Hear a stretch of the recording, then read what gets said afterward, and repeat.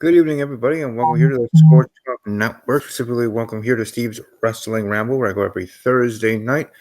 Not exactly on the same amount of time, but sometime in the evening here at Wisconsin local time. Go live each and every week talking WWE, pro wrestling, other things, wherever we ramble to and go the direction takes us. But tonight, I'm sure that we are going to be hitting a couple of things specifically. Stomping Grounds, how we thought of Stomping Grounds as a whole, individually and otherwise. Go deep dive into Stomping Grounds. And then we'll also stomp out our thoughts on Monday Night Raw, SmackDown Live, and the big news today, breaking news, that at first some of the WWE Universe thought was in kayfabe terms, doing with storylines, but is actually a real position in WWE backstage thing stuff. So let's first welcome our guest, or maybe not even guest anymore, co-host, Becky. Becky, how are you doing this evening? Doing all right. How are you, Steve? Doing all right, doing all right. Let's just start off with the big news of today, the breaking news that was announced actually through WWE on Twitter, and then their official statement from Stamford, Connecticut, in regards to these two positions being created for said people. Eric Bischoff, Executive Director for SmackDown Live, WWE SmackDown Live, and then Paul Heyman being named Executive Director for Monday Night Raw, running the day-to-day business for the brand, and everything that goes about that backstage-wise. Again, for Not me, to be wrong, I actually think you have the shows backwards. I believe Bischoff is working Raw, and I think Heyman is working SmackDown. no, I'm pretty sure it's the latter. Okay. Um, I for some reason I thought I read it switched. no, it's Anyways, fine. No, hey, no, I just, because I remember. I'm pretty sure it's this way because I know when I was hearing other people's reviews and well, not reviews, but thoughts on it. I know one person was bringing up in regards to, um, having Paul Heyman with Raw, having it with the flagship show, that Paul Heyman would be a better choice than Eric to do the number one show than giving Eric SmackDown, which will be taken over from Fox in October. So, anyways, what in regards to specifically the shows that they're going to be part of or running, the only person above them is, of course, the CEO Vince McMahon that they report to. What are your thoughts on this news and what this could bring about for WWE? I think adding Paul Heyman was a natural choice because he already has been such a force as far as backstage is concerned. He's helped Becky Lynch out a lot. He's been really helpful as far as a backstage presence. Eric Bischoff, I think he'll help with ratings because one of his big things is controversy creates cash. But I don't know. He's currently working with Conrad Thompson, who also has an allegiance to AEW. So I think as far as Eric Bischoff is concerned, I think he's walking a very delicate line. Yeah, and that's why I was kind of surprised that him accepting this position again created for him, coming back to WWE, where it seemed like, because I think he was at one of those conferences or whatever it was before AEW show Right. that weekend, that I thought, oh, maybe he's probably going to be going there in some kind of role, whether on-air talent as Eric Bischoff or backstage, part of AEW, and I thought that would be a good get for that company. So hearing today that he's coming back to WWE and taking this created position, and I can't emphasize enough, keep saying that it is a created position, that it wasn't just one that was there that they're now filling, that Vince McMahon hired them for. Vince McMahon literally wanted these two on and created these positions for them to have for Raw and SmackDown Live, respectfully, which I think, in its own way, at least to me, is big, red sign or signs there of why Vince would hire them both for that specifically, and then also of why he would make this decision in creating these positions at this time, and because of the ratings, because of other things and negative press, I guess you could say, that WWE has been having. Now, as for the shows and on air and that side of things, where do you think the changes may come in regards to Eric running SmackDown Live, Paul running Raw, the slow kind of building things, the positive changes that you think could happen for the show? I think Eric Bischoff is just good at grabbing attention. So he's gonna do things that will pump up the ratings for a little bit, and then I think it's kind of gonna deflate because we're so used to the WWE formula. I mean, I don't get me wrong. I hope this works out. I really do. But we're, like they say on Cultaholic, new era, same old stuff. I hope I'm wrong, but as long as Vince is at the helm, I don't think these new positions are going to help very much. Yeah, and that's what I was hearing. Speaking of Cultaholic and some others, Good Mic Work, PC Amplified, some other people that I do watch on YouTube, just to hear their thoughts. We're kind of speaking the same thing, kind of in their own ways, of course. But Vince McMahon, that part of the memo where it says these positions and the only person that they go to is Vince McMahon. They answer to Vince. He is still the end all be all. But I would hope and believe that Vince creating these positions, so he creating these positions for Eric and Paul, that Vince would at least loosen the reins and give them the actual control under the guidelines of their positions, their responsibilities and duties for them to do and partake. That I think Vince would not be what people think Vince is to be, especially in how the landscape of WWE seems to some of the WWE universe and those outside and those that maybe be WWE haters, that WWE's crumbling, or with their bad ratings and this and that Vince doing this and making this bold move and big move, again, whether it's an answer to AEW or whether it's just a business move that he thought was best for his company, either way, I think it speaks I volumes. can understand why a lot of people would understand, or a lot of people would think why a move like this would be kind of an SOS. Or a Hail Mary. Yeah, I mean, I just would have to believe, especially at Vince's his old age and his age now, that him wanting to focus on XFL, him wanting to put his research into that, so that he, ever since it failed the first time, wanted to give another shot, that he wants to keep his focus there. So giving this to Paul and Eric and then Triple H with NXT and other duties that he has, and he is putting his faith in these people that he knows that can do well, and in a sense run his business. So again, I think that in the end, it's going to be good for WWE, good for the fans, good for all involved, not only for Vince himself. That hopefully that's the case. Hopefully change can happen. I wish them nothing but success. I guess I've just been jaded too long by seeing the same old, same old. No, and I get that. And if Kyron was here, I would assume, not to speak for him, but knowing Kyron as I do well enough, that he would agree with you in that sense. He'd bring that up of, Vince is still the end all be all. And, from what we've learned the past 10, 15 years, that, the stuff that he has done that WWE fans don't usually like, whether it's pushing specific superstars or some of, as I would call, the fan favorites, like a Sasha Banks or like a Naomi recently, and others that have been kind of put to the wayside in their opinion. That with Vince, that even with this position, it's just something to either grab headlines or to just make you think something's going to change, when really in the end it's not, or now you have somebody else to blame but the McMahon family, blah blah blah.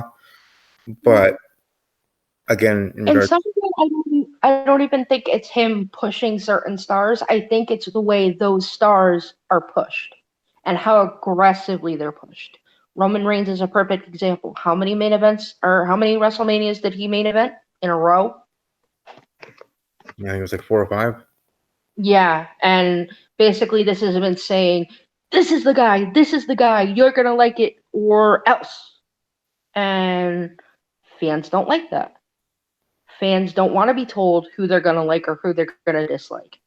Yes, that's basically what wrestling is, but fans have become so opinionated now that they want their opinions known and heard. And a lot of people don't think Vince cares. I get that, but just to, again, being honest with you here, in my argument, my thinking is that kind of counterproductive in regards to the WWE fans, and and part of it, like I understand, we all want to be heard, our opinions, whether mine or yours, whoever, of a superstar that we think should be pushed. Why isn't he being pushed? But again, for the way I see it, in the business standpoint, in regards to certain superstars, excuse me, that WWE sees and wants to push, whether it's Roman Reigns or whoever, quote unquote company guy, that in the end, that is what, pun not intended, best for business and best for the company. Um, where I think sometimes some of the WWE universe, again, a small fraction, making it bad for the whole group, but that small minority that I'll just say feel entitled Right. and think that, okay, now since we are should have our voices be heard, they kind of go overboard in that regard. My point being is sometimes it seems that way for the to me with the WWE universe, where I get it, we do want our voices to be heard. Like I would love my voice to be heard in regards to certain superstars I like, but just because I want so and so to get a push doesn't mean that so and so is going to do it. Right. You still be a fan of theirs, but you know there's so many superstars technically on a roster. Not everybody's going to be pushed and getting title opportunities each and every week. It's you have to kind of wait your turn, sort of thing. Um, so just for me on my end of the spectrum, again, I get what you're saying. I respect it. I understand it, but I think it also has gotten to a point where fans seem entitled and they just feel that they're going to just talk the loudest. Again, some YouTubers I can think of right now talk the loudest and think because of that they're the smartest the smartest thing since like smartest person ever. They're the ones that know. Well, Sort of. and I know we have other topics to get to, so I'll make this really quick. I don't think it's a minority, or I don't think it's a vocal minority when it comes to people like possibly Daniel Bryan getting a push back in the day. Daniel Bryan was one of the hottest things in wrestling, and they kept pushing him down and pushing him down and pushing him down. And then finally, the fans said, "You know what? Screw it. We want Daniel Bryan. Make this happen." And it got done. So I understand where you're coming from. They are kind of acting like spoiled brats, but sometimes it also is what's best for business. And I guess in a little bit that you could use an example in regards to Kofi Kingston after he got his chance, that he was just thrown into the elimination chamber because formerly Mustafa Ali, but Ali got injured and was unable to compete. He was just thrown in there because he's just another body, and he's you know a good superstar, been there for more than a year, so he was a good hand to have. Then they booked him to have showing that he did have the what was that, the gauntlet match before the pay-per-view where he shined, which I think was supposed to be for Mustafa Ali and blah blah blah. And then the fans just ran with that, just like Daniel Bryan. But like you said, we have a plethora of other things to go on. So let's move on. Let's give our thoughts into WWE Stomping Ground. And as I always ask, in regards to the pay-per-view, now the aftermath after it actually happened, overall, before we go into each individual match and blah blah blah, what are your thoughts on Stomping Grounds? Honestly, for a pay-per-view that had such little hype, I was highly impressed with it. I thought it was a good pay-per-view overall. Yes, there were some points where the crowd cooled off and everything else, but other than that, it was a really sound pay-per-view. I agree. I'm pleasantly surprised. Yeah, for me, low expectations. Each match you delivering, yes, some with the others, but still, um, and even for the ones that I thought were going to be good, they even were above that expectation. And we'll talk about that when we get to each one. And we'll start with, pretty sure we'll start with the Cruiserweight Championship, and my dude, or at least one of the guys that I'm a fan of, Drew Gulak winning the Cruiserweight Championship, defeating Tony Nese and Akira Tozawa to win said WWE Cruiserweight Championship. So speaking about this match, what do you think or like about it? Honestly, I thought they made the perfect decision. They have the perfect face for an entire division now. And I just hope they let Drew take the ball and run with it. I thought it was a really good match overall, and and like I said, they've got their guy. They need to stick with it. Exactly, I agree 100%. And I know what I said during the prediction show is what I'm going to say again here. I kind of wish that they had Drew Gulak win the Cruiserweight Championship after Neville left. Um, after Enzo got booted out of the company in a sense, and all that jazz when he was in the PowerPoint presentations of being the best face of 205 Live, now being a heel, and doing away with all that stuff. Even now being the number one heel in the Cruiserweight division, being the Cruiserweight champion, winning the title. So I think, like you said, the Cruiserweight division, WWE has their guy for that division now, and hopefully they run with it, meaning that Gulak has more than I'd say, for me, I would say 6 to 8 month run. Yeah. For Drew, and that really being a good sign of show of faith, at least to me individually as a WWE fan and a fan of Gulak. Oh, God, I'm sorry. No, I was just gonna say, I was just gonna finish it off by saying that would show that they would have faith in the guy, and for him to be a credible champion, or at that time will be former champion, but Cruiserweight champion. I think they need to at least let him have it up until possibly even Royal Rumble or Mania. And if they do it right, they could have a champion to the likes of a Tommaso Ciampa. Now that's some praise right there. Yeah. And then if you have him built up to be the champion like Tommaso Ciampa, then we need to find WWE for them to find who's going to be the next one up, who's going to be the one to finally dethrone Mr. Gulak, dethrone Drew, and be that one to defeat him, whether at Royal Rumble, WrestleMania, whenever his title reign would end. Excuse me, for Drew. I myself enjoyed it. Again, as people already know, I do enjoy all the superstar matches of triple threats. Just live back and forth with all three of them. Nifty spots as well during the match, and Gulak getting the win the way he did. Another showing of him of how he kind of changed himself, being this heel, and again, not just changing as a heel, but changing even within himself, being this character of a heel. Even more so since he did turn heel. But for Drew, congratulations to him, and looking forward to seeing how his title reign goes moving forward. Moving right along, the next match I see, at least here in front of me on the screen, Raw Women's Champion Becky Lynch facing up against Lacey Evans, defeating Lacey Evans in short order. Nathan, thoughts or your opinions on this Raw Women's Championship match?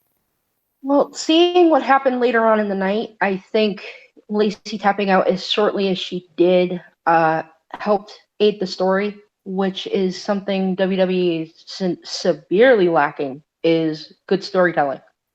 So I definitely think this match ended the way that it should and was a good precursor to other events of the night. Yeah, I mean, because at the time, like, I was actually a little bit surprised in regards to building Lacey, or WWE is building Lacey up in a sense of should be a credible contender, and maybe she could win the championship. Whether most of us, other fans, really thought that was the case, at least I myself thought, well, she's going to give her more than what was in the match and tapping out. But as you said, it happened later in the night, kind of continuing the story in regards to them one-on-one, in regards to everything was going to be going down moving forward, that happening made more sense because of what happened. But at the time, when that match was over, I was like, well, then why did we have Lacey being the number one contender? And why, did we waste our time in that? Because if she's going to have out that quickly, then there was no business to having her be the number one contender. But it all made more sense, at least for me, when we got to, excuse me, later in the night. Kevin Owens and Sami Zayn defeating Big E and Xavier Woods in tag team action there. This one was an alright match. Kind of, at least for me, a little bit disappointing because I thought it was going to be more than what it was. I mean, it was good, but it was just not. It was a match that I was heading into, thought was going to be the match of the night contender. And then one of the matches that was on the show that I didn't think was going to be much was better than this one. But what were your thoughts on the tag team contest here? I think you're right as for it being kind of anticlimactic. I think now that the New Day are out of the way, I think they need to give Owens and Zayn a title shot at Bryan and Rowan. Yes, I know it's two heel teams, but I think because of how good of workers Bryan and Rowan are and Zayn and Owens are, I think it's going to be I think it's going to be a heck of a match, and I think it's going to steal the show. Yeah. Let's see if it happens. No, and I agree. I think that'd be great in regards to that taking division. The only issue for that with Harper or Rowan, I mean Harper's he's pretty much gone. Anyways, Rowan and Daniel Bryan is they face Heavy Machinery at this pay-per-view, and this is the best in that match we'll talk about. But they face Heavy Machinery in that great match where I actually was hoping for Heavy Machinery to win near the end. I thinking, hey, they actually have a chance here, sort of thing. So that was good storytelling. But then on SmackDown Live, it's like WWE just had that taking division move on because they're talking about the Raw tag team and SmackDown tag team together against their number one contenders being the Usos and the New Day. And I'm like, wait, what's going on? I think without having Machinery, maybe get another chance. And then maybe SummerSlam, the New Day get back in the mix in regards to the SmackDown tag team titles. So, but no, I see what you're saying in regards to Owens and Zayn. That confused me as well when they said that the Usos and the New Day were the tag team's greatest competition. We just saw a great match between Heavy Machinery and Rowan and Bryan 24 hours before, and now you're putting Heavy Machinery completely on the back burner. It doesn't seem fair nor good for storytelling, or, and I hate using this phrase, best for business. I know it's one of those you hate to use, but there's a reason why it's a saying, because things are best for business. But yeah, overall, I did enjoy that tag team title match, and I really was thinking and somewhat actually hoping as we got into later of the match, again, great storytelling by all four of them, that Heavy Machinery, hey, they could be winning these tag team titles, whether a short run, long run, I don't really care right now. Would actually like to see them win. And maybe with the performance that they did have, even though in a defeat, that it could get something that's percolating within WWE that maybe Heavy Machinery could be the next ones to take titles for SmackDown Live, just not, as of right now. We have the New Day maybe later in the year, maybe not till WrestleMania. After Daniel Bryan and Rowan go through other tag teams, it comes back around to Heavy Machinery, and they bring up what happened at Stomping Grounds. Because hey, if you have a match with Bryan and Rowan, I guess Heavy Machinery, let's just say WrestleMania, because that's usually where I like to put everything. But it happened at WrestleMania, and they can go back to Stomping Grounds, this little show that everybody was so not looking forward to, and some people didn't even want to watch because of quote unquote the putrid card, that they can reference this back and say it all started here in a competitive loss against the champions, and then they're getting another title opportunity at WrestleMania. So maybe it showed something. Even though, like you said, it was confusing, because I know I was as well, that saying the New Day are the number one contenders, the biggest competition for Bryan and Rowan currently. So maybe that's a reason why, right? Ours is not the question. Yeah, well, it's one of those also absence make the heart go fonders in regards to Heavy Machinery and kind of putting them in the back burner for a while, and people then, like you said, social media, people's voices heard, in this good way. For Heavy Machinery and building that up to Rumble, WrestleMania, Survivor Series, whatever pay-per-view you want to put in there. Right. For Heavy Machinery to actually get a talent opportunity. Pay-per-view name here. Exactly. Insert whatever pay-per-view name here. Even you can put Hell in a Cell if you want. Insert whatever pay-per-view name here that you think Heavy Machinery. Really good at Hell in a Cell. Now, since we're talking about that, just to ramble and kind of turn this road a little different halfway through our review, and maybe we talked about this during the prediction, probably not. What are your thoughts on the gimmick pay-per-views? I know some people have been bringing up that maybe we should cut it down, get rid of those, and put some things in place and have a more smooth, I guess what they would call smooth schedule from Mania to Mania, in that terms. And then you can have Hell in a Cell, TLC matches, and alike at any points during the year, other named pay-per-view. Or what are your thoughts on the gimmick specific pay-per-views? I understand where people are coming from, where these gimmick matches don't feel as special if they happen every couple of months or something like that, or every year. But the thing that gets me is they have all these gimmick specific pay-per-views when they have the copyright and the rights to the names of all the WCW pay-per-views that happened back in the day. So why don't you have something like a Halloween Havoc instead of an Extreme Rules? I Oh, would like just to see that. yeah, exactly. I Instead know. of oh, I'm sorry. Go ahead. No, go ahead. Instead of making a gimmick or a pay-per-view around a gimmick, use something that you already have.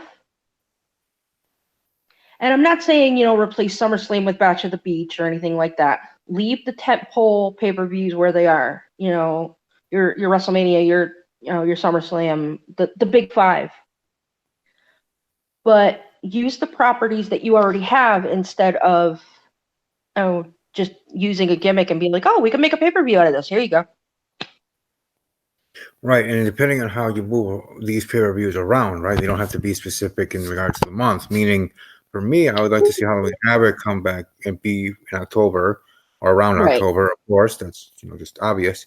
But also bring back the Great American Bash and have the Great American Bash be around the 4th of July, being around July, late June, July, around this time, and then moving the other pay-per-views around where then you're getting rid of a gimmick pay-per-view, but that doesn't mean that Great American Bash is going into wherever that pay-per-view was for that month. You're just moving things around. As in, you're getting rid of whatever pay-per-views that they want to get rid of. They're putting these other ones in place, but by putting them in place, they're just adding it to the pot, and then they're just reshaping the whole season and just Right. have a whole new schedule. Whereas just delete, retype there, for that month. You're not doing that. You're just reshaping everything. You're putting it all back in a basket, and then you're um, picking teams, picking things again. So in that regard, I think that would be great. Regards to pay-per-views, because I think some of them do need to go. Though I would like Elimination Chamber to stay, but Yes. the other two can The go. thing that gets me is the brand new pay-per-views that they're just throwing out. Here you go. Here's pay-per-view, i.e., Stomping Grounds, Great Balls of Fire, things like that. Why make up a brand new pay-per-view when you have these great pay-per-views that have history, that have roots? Bring them back. People, fans of a lot of things lately want nostalgia. So just bring back a World War III, bring back a Fall Brawl, things of that nature. And I'm pretty sure ratings would bounce back if they didn't screw it up like they did with War Games. Well, see, now that's the second part of it. I appreciate if WWE brings back any of these pay-per-views that we just mentioned. Excuse me. But if they bring them just back to just bring them back because of nostalgia reasons, rubber reasons, specifically to try to just get us to, subscribe to the network or buy or just watch and view for the ratings, and the events aren't booked in a serious way that I would see. Like I was talking to the prediction show about, I want all pay-per-views to get respect and try to build them credibly, whether an A pay-per-view or B level.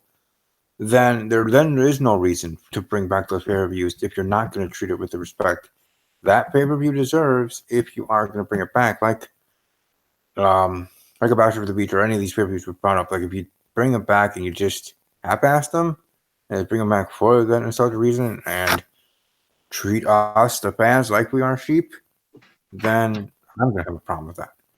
I'd appreciate them doing and bringing it back, but then when bringing it back, you better have a good game plan and booking that show to be a credible, Right. respectable, good Don't show. treat it like children and a parent saying, okay, I'll give you what you want, but I'm not going to give it to you all the way. Exactly. If you're going to bring back a Halloween Havoc, give me the tombstones, give me the laughing pumpkin, give me the whole nine. Even give me a casket match with Taker. If you want to There we bring go. Taker back, bring him to something that could bring him back to his former glory almost. I mean, don't get me wrong, he's not going to transform to 20, 30 years younger, but if you put him back in his element, people won't think, oh, this is just an old man trying to hold on to his career. Yeah. I mean, either way. Moving right along, moving on. In regards to Stomping Grounds, Ricochet defeating Samoa Joe to win the United States Championship. I myself a little bit surprised by that, though happy to be wrong. My prediction of what I thought Samoa Joe was going to continue his run as United States champion, but Ricochet getting the surprise win. Look forward to seeing how things are for him moving forward. I thought a good, hard fought match. They're back and forth, and Ricochet then in the end getting the win. There, he even looked surprised when the 1, 2, 3 happened. So that's my quick thoughts on the match. What are your thoughts on the United States title match? I said it in the group chat on Twitter. I've never been so happy to be wrong. I am overjoyed that they actually gave a belt to someone that the fans wanted to see succeed. Don't get me wrong, Joe is a monster. Joe is an absolutely wonderful performer. But somebody like Ricochet needed to have a chance, and now he's got a platform, and now he's got a chance. He needs to take the ball and run with it. And I know, again, in regards to fans and their superstars, them being in regards to Ricochet, like why is WWE using him well? And here's another example of a wrestler coming, or superstar wrestler, whatever, coming to WWE, not being used properly. A superstar being used properly in NXT, but when it comes to the main roster, been treated like what. So I know that I've been hearing that in the grapevine in regards to fans. In regards to Ricochet, now Ricochet being the United States champion, I think is a good sign of faith in regard, with WWE.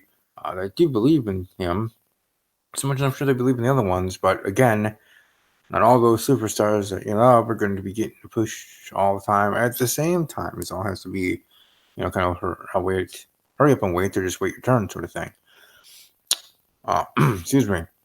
Moving right along to the SmackDown Women's Championship match, the one match that I did do a live reaction to. Bayley versus Little Miss Bliss, Alexa Bliss. Around the end, Bayley getting the win. Nikki Cross being her crazy self, getting in the way. Alexa losing.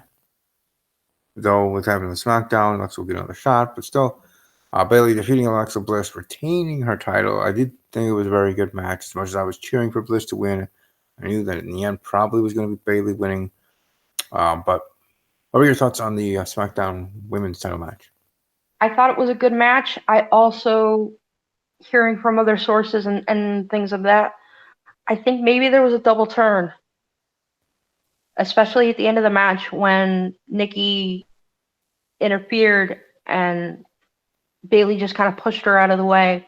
And then you see Alexa sitting there basically bawling like a little girl. I would not be surprised if you see more of an edge to Bayley and you see a little bit more softness from Little Miss Bliss. Yeah, I wouldn't be hating that, because that would make a more credible champion in Bayley. Bayley being a little more heelish, and I've been saying in the past couple months here in the Ramble that, or I definitely said enough times that the feud that was supposed to be with Bayley and Sasha Banks, Bayley was the one to go heel, just as I said Becky Lynch be the one to go heel. The feud with Charlotte Flair that felt like lasting forever. Specifically Bayley should be the one. Should have been the one to go heel. Banks be face. Yes, I know everybody. It's in regards to Sasha Banks as a heel, because that's just how she usually is in character. But I think Bayley would have shined in that role. And now maybe if that is what happened and we had a double turn, Bayley being heel and showing what she can do, just as much as Becky Lynch to show what she can do, kind of a tweener, maybe edge to heel kind of character for Becky Lynch. But regards to Bayley, I think this is sky's the limit kind of a character generation in regards to that, or just a second chance, second life for her character, and her being actually heel, or maybe a tweener like Becky. Either way, And then we get to Alexa Bliss, who I'm a fan of. I've seen her as a heel; it's been great, but she can do dang well as a face too. So having Bliss as a face, Bailey as a heel, Alexa Bliss keep chasing, Bailey's just snuffing her out each and every time. And And even get her Mania moment, her actual yeah, Mania moment. yeah, well, yeah. Uh-huh. But all in all, still was a good match at Stomping Grounds, and look forward to seeing where all that goes moving forward, Stream Rules and otherwise. Next up, Roman Reigns defeating Drew McIntyre. One-on-one there, even though Shane McMahon was trying to help out as he does. Best in the world is Shane McMahon. But Roman Reigns getting the win. Your thoughts on this one-on-one contest? It should have happened the way it did. I think Shane needs to stay out of the performing aspect of the business because he is a father of three, and I have a very strong opinion of owners working within the product that they're working. Maybe we could talk about it another time, but like I said, I think Shane needs to stay out of it. And I think a feud between Roman and Drew would have been really good if Shane wasn't involved. I get that. I mean, I've enjoyed regards to Shane McMahon. And seeing where that goes. I mean, whether or not believe in the rumors of him getting a WWE title match, but even just simply him being on the show and being prominent. I certainly have actually enjoyed Shane McMahon. Then again, I've been a fan of him for most of his actual in-ring career and everything he's done. Right. So, that being what that be. But all in all, in regards to the match itself, Reigns versus Drew, I plan to play match of the night candidate for me there. Excuse me, WWE Championship match, Kofi Kingston defeating Dolph Ziggler in a steel cage. Kofi leap of faith kind of thing, winning the match in that way. He got the cage, the door open. So, congratulations to Kofi Kingston retaining his championship. Dolph Ziggler being Dolph Ziggler. But your thoughts in regards to the match itself and the finish? That finish was brilliant. That's all I could say. It was a hell of a match, and it was a perfect finish for it because Dolph was this close. Not closed yet again. But for seeing how And things now are we moving. could bump into obscurity. Yeah, you can go back on his comedy tour. So, Exactly. but hey, like I always say, he always has those passionate segments and promos, but never gonna get anything, or at least seem to get that way. So it kind of And it's loses. really appealing. No, it loses luster to me because you keep hearing that thing, just like Bray Wyatt did, because he spewed all the things that he did in promos, but never really won those big matches that he was in the pay-per-views. Except for the Or one he where was in a terrible match to begin with. House of Horrors. Sorry. Bray Wyatt. Anyways, WWE Universal Championship match: Seth Rollins defeating Baron Corbin, in which it was a very interesting match for different reasons. Baron Corbin did select a special guest referee, and in the end, it was Lacey Evans, someone that I didn't even think about to be a referee. I mean, I guess it should have been obvious in the sense of it's a female, so Seth won't be trying to destroy her with a steel chair like he would if it was any male superstar. And then second feud, Lacey Evans has with Becky Lynch, the girlfriend of Seth Rollins. So all of that being entangled and twined in this Universal title match, the main event of the show. But whether it's the special guest referee or the match itself, what are your thoughts on the main event? Again, Lacey Evans was brilliant. It was a brilliant idea. Whoever thought of it, give that man a raise. And now with hindsight and seeing Baron using Becky kind of saving Seth as a digging point as far as, we all know Becky saved you. We all know you couldn't beat me on your own. That's a great part of the story again. Something that's been severely lacking within WWE, and I hope they keep this up. Yeah, I certainly did like I did enjoy the main event in regards to the match itself. I think it actually was a good contest between Baron Corbin and Seth. And Baron holding his own, Seth, being great as he always is. Um, and then the little added thing with Lacey Evans being the special guest referee. So I did enjoy the main event. I just think that the way that it was kind of told in the story of the match was getting a little tiresome, and even with how you know, they had the commentators kind of bring it up, and Michael Cole or Nate Young kind of piping in, like, what the heck is this crap sort of thing, regards to Lacey Evans and this kind of Right. um, which is in with Seth, which, and again, I got, but I think it just got a little too long in the tooth, in that sense, just because it seemed like it was going on for too long. I think it would have Right. worked Yes, a little bit more. it could have gone less. Yeah, I think it worked. I think it would have worked a lot better if it was a shorter match.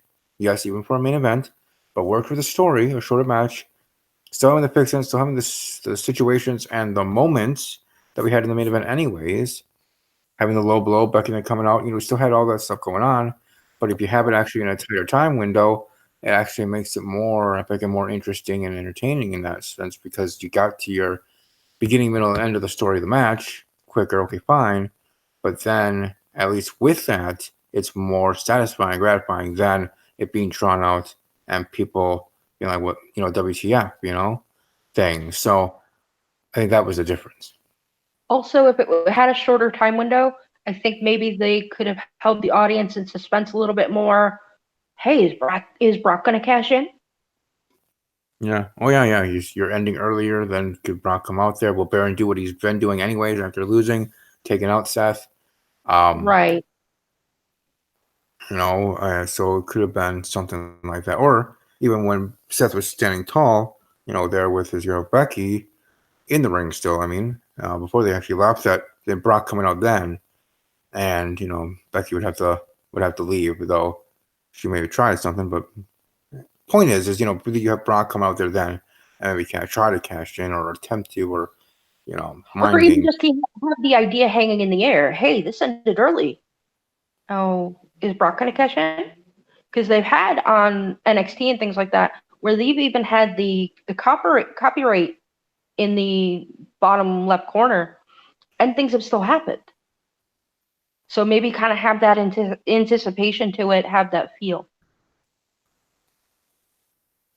Yeah, yeah, no, I get that. I think that would have been made very, very interesting in regards to if that was even going to be the case at Stomping Grounds. Right. Um, but anyways, moving on to Raw, moving on to SmackDown Live, kind of bring this together into one big pot of chat about it, because we have Alexa Bliss now going to be getting a rematch after Nikki Cross defeats Bayley on SmackDown.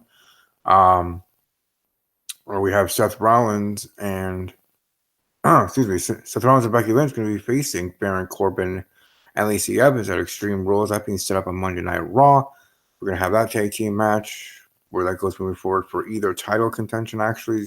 Who knows? Because at that match, or at Extreme Rules, that tag team match is winner take all. So that actually makes it a little bit more intriguing and interesting.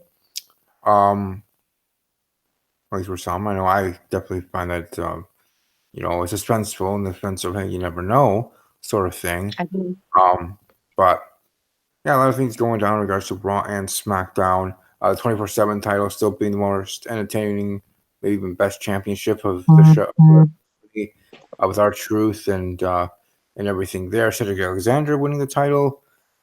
Heath Slater, one man band, getting the title for a couple moments. And EC3 winning his first championship in WWE, being 24/7 champion for about 20 seconds or whatever minute, whatever it was, him being the champion there. So I guess congratulations to those three. But that happening on Monday Night Raw. So I guess kind of putting it together, Raw and SmackDown. What were your thoughts on both of the shows? The big things that happened, Get That Ugly, and which show did you think did best this week? I actually enjoyed Raw a little bit more than SmackDown. I think SmackDown with the rematch with Roman, I I don't think I think they should just either leave it alone or just make it a feud with Drew. I don't think Shane needs to be involved. I have I have an opinion about ownership being involved in the things that they own as far as day to day. Maybe I'll talk about it on another podcast you have. Um, but as far as I just think Raw was a little more entertaining this week. I think I agree with you. Raw over SmackDown, though it was close. I did enjoy SmackDown, it was. And just for me, I have that special place in my heart for SmackDown because of being the, I guess, little brother, the little engine that could. The 2 hour show, get more done in the short time period that you have, which can make for better quality of entertainment, my mind's eye. So for SmackDown over Raw, usually for me, I'm always siding with SmackDown. But this week, um, with everything that happened on Raw, I'm more so going with Raw this week. But one thing, actually, to bring up here that we didn't yet, and it was brought up in our group chat on Twitter, brought up by Stephen A. You can find him on Twitter at Stephen A1181. That there seemed to be a hinting of a lesbian angle between Sonya Deville and my other chica, Mandy Rose. They're on SmackDown Live brand. I wanted to get your thoughts. Um, your thoughts on that. On your thoughts on, do you think this is actually where they're going with it, or that was just a moment after the match on SmackDown Live, or what are your thoughts on if they actually go through with it, pull the trigger, and that being a storyline with Mandy and Sonya dating and kayfabe sense? I think anything that is going to put an eye on uh, being inclusive as far as LGBT uh, topics is a good thing. I think the whole thing about Balor Club being for everyone is a great idea. I think more of it needs to be done. I just don't think it doesn't need to be HLA all over again. Right. I think they need to do it with a little bit of class, and I hope they do. Right. Where you're bringing it to the forefront, but also being of this generation. Not the HLA, none of that stuff. You moved on from that. We're giving women more respect in pro wrestling and in WWE specifically. Um, with the actual evolution of WWE women's division, and stuff like that. But well, revolution, evolution, we want to call it. So yeah, I definitely hope that'd be the case if they go through with this. And I'm actually happy that if it is happening, it's here starting at the end of June into July. And the reason I bring that up is because June, being Pride Month, and it not being like a focal point through the whole month of June. You know what I mean? Like it's not just we're doing this because of that. Like this thing will be going on moving if it does happen. This storyline, this thing will be going on and happening for these two WWE superstars into July, into August, maybe even forever time period that it's not just for the month of June, because of, like I said, reasons. So that's one part of it I like. The other part of it, kind of like you were saying, in a different way, I think anything that puts a spotlight on Mandy Rose is a good thing because I think she definitely is an up-and-coming superstar that does deserve, for me, is one of those superstars I think deserve a push and deserve a chance at the women's title at some point in the future. Not right now, probably, but at some point, I think she's earned her spots. She's definitely come a long way since she came into WWE in general, let alone to the main roster. I think she definitely has flourished, and I think even more so beyond the looks and other things. I think she really, as a talent, as a wrestler, and on the mic, has improved to the point that I think she would make a good SmackDown Women's Champion. Um, Now there's still things she could improve on, sure, just with anybody, but I think with Mandy Rose, I think the sky's the limit. So, in saying that, but that's why like Mandy Rose in a situation like what this could be is with Sonya Deville. And they could also make them women's tag champions, which would be a great thing. And that to some fans would be surprising because we all assumed that they were supposed to split after Paige had to retire. And Absolution was going to be nothing anymore and blah, blah, blah. And it did seem like it was going that way, if you remember months ago, where the distrust was happening and blah, blah, blah. But now maybe you're right. Maybe that's what's on the for them first, and then maybe other things. So either way, Mother Mary, I really did enjoy Absolution with Paige and now without. And again, in regards to Mandy Rose, I think she is like a diamond in the rough in regards to women's division. So sky's the limit for her, and being in a storyline like this, when it's a storyline that yes will grab headlines, but also will be meaningful for the company and for two superstars involved in it, I think all in all is going to be a good and positive thing. But again, even with that, I do say Raw was greater than SmackDown Raw, or SmackDown Live, I mean, better than, but still both shows doing really well, and hopefully that does continue for both shows moving forward as we do. Let me think here. I don't think there's anything else, at least on my end, in regards to news, notes, or anything in the world of WWE. I know AEW, right? AEW show coming up soon. And other stuff going on in other companies. But not much for me to say. If there's anything you wish to bring up, share, or want to bring to the table tonight, you're more than welcome to. And all the time in the world, and not mind. But if not, welcome to leave your last thoughts and share. People can find you on social media. I do have something if I can plug something possibly. Go ahead. I am a mod on a Twitch channel of former Lucha Underground champion Marty the Moth Martinez, also known as Martin Casaus. He was able to collaborate with the metal band Killswitch Engage. They now have a video that is based on Marty's theme called Unleashed. If your fans, just the wrestling community, can embrace that, it's a really good song. So I suggest people check it out. You're helping a great wrestler, a great hand, and not only that, it's a really good song. Not only that, Marty does have a Twitch channel. You can find it at Martin the Moth Casaus, or just look up Marty the Moth. And I'm a mod there, so come by and say hello. Yeah, I definitely checked that out. I know I was there a little bit ago, but I also will be putting that on Twitter. Again, people can follow me at the Ramble _WV. I will also be promoting it on my main account, or as I call it, my personal account, at Army _Strong _06 on Twitter. So I'll be doing both of those areas. I mean, I have time to kill in a sense with the game on a break, so I'll be making sure to be promoting that and doing other things, and making sure that that at least gets out there, retweeted. People are welcome to retweet, of course, obviously listen to it, and other things as well. Check it out on Twitch. Also, I'm sure on other social media links as well. Just search him on Google. You'll find all his social media and other things as well for sure there. But beyond that, as I'm actually trying to flip through here in regards to news, I don't see anything at least big. I think the biggest ones being the news of today and the hinted lesbian storyline.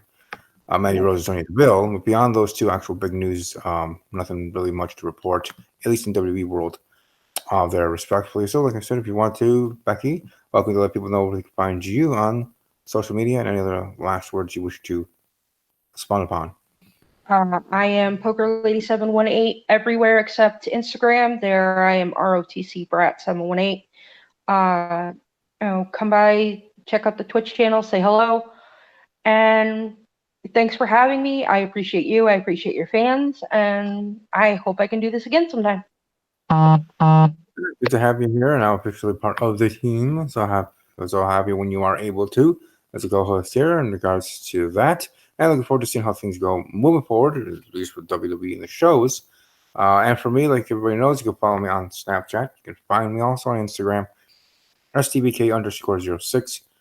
You can find my fan page for Steve's Wrestling Ramble on Facebook. Just go on Facebook, search Steve's Wrestling Ramble, and like the page there. I haven't really been as active there as I should be, so I'll try to be as I'll post this episode and stuff moving forward, of course, on the road to SummerSlam. And then, of course, on Twitter at the Ramble _WV, or if you wish to, at Army _Strong _06, and follow me along there on my personal handle for Whodunit at WhoDunitDB as the game continues, July 16, 2019. So hope you all have a great rest of your evening. Have a great Thursday night.